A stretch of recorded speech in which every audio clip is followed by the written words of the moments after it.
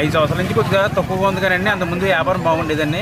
ఇప్పుడైతే కొద్దిగా తక్కువగా ఉందండి సేల్స్. పెట్టుబడికి తగ్గ లాభాలు వస్తున్నాయంటారా? ఇప్పుడైతే ప్రజెంట్ అయితే ఏం కనిపించట్లేదండి. జనాల దగ్గర కూడా డబ్బులు టైట్ అవడం వల్ల కొద్దిగా కొనుగోలు కూడా తగ్గుతున్నారండి.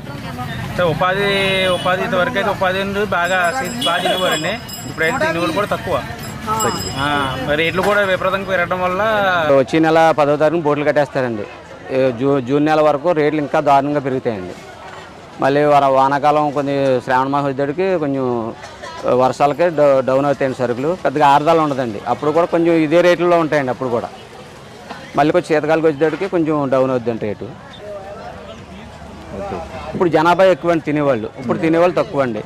తక్కువ అని ఇది సరుకు కూడా చేసేవాళ్ళు తక్కువ అయిపోయారండి. అప్పుడు ఫుల్గా చేసేవాళ్ళు ఉండేవారు. ఇప్పుడు చేసేవాళ్ళు తక్కువ అవడంలో ఇదే సరుకుని డబుల్ రేట్ పెట్టుకునే వాళ్ళు చేస్తున్నారు. కాకినాడ నుంచి వస్తాయి.